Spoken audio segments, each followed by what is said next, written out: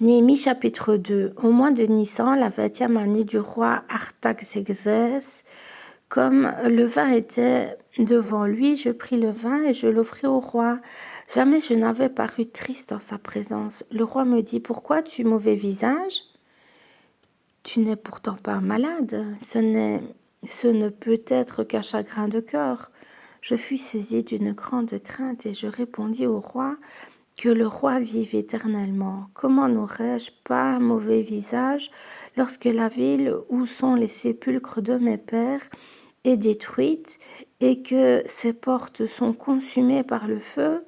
Et le roi me dit: Que demandes-tu? Je priai le Dieu des cieux et je répondis au roi: Si le roi le trouve bon et si ton serviteur lui est agréable, envoie-moi Juda vers la ville des sépulcres de mes pères, pour que je la rebâtisse.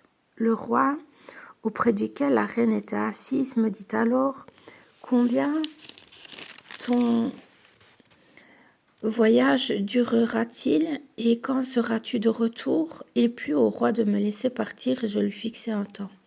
Puis je dis au roi: Si le roi le trouve bon qu'on me donne des lettres pour les gouverneurs de l'autre côté du fleuve, afin qu'ils me laissent passer et entrer en Juda, et une lettre pour Asaph, garde forestier du roi, afin qu'il me fournisse du bois de charpente pour les portes de la citadelle près de la maison, pour la muraille de la ville et pour la maison que j'occuperai. Le roi me donna ces lettres, car la bonne main de mon Dieu était sur moi. Je me rendis auprès des gouverneurs de l'autre côté du fleuve et je leur remis les lettres du roi, qui m'avait fait accompagner par des chefs de l'armée et par des cavaliers. Snabalat, le Horonite, et Tobija, le serviteur ammonite, l'ayant appris, eurent un grand déplaisir de ce qu'il venait un homme pour chercher le bien des enfants d'Israël. J'arrivai à Jérusalem et j'y passai 3 jours, après quoi je me levai pendant la nuit avec quelques hommes sans avoir dit à personne ce que mon Dieu m'avait mis à cœur de faire pour Jérusalem. Il n'y avait avec moi d'autres bêtes de somme que ma propre monture. Je sortis de nuit par la porte de la vallée et je me dirigeai contre la source du dragon et vers la porte du fumier, considérant les murailles en ruine de Jérusalem et réfléchissant à ces portes consumées par le feu, je passai près de la porte de la source et de l'étang du roi, et il n'y avait point de place par où put passer la bête qui était sous moi. Je montai de nuit par le torrent et je considérai encore la muraille, puis je rentrai par la porte de la vallée et je fus assis de retour. Les magistrats ignoraient où j'étais allé et ce que je faisais. Jusqu'à ce moment, je n'avais rien dit aux Juifs, ni aux sacrificateurs, ni aux grands, ni aux magistrats, ni à aucun de ceux qui s'occupaient des affaires.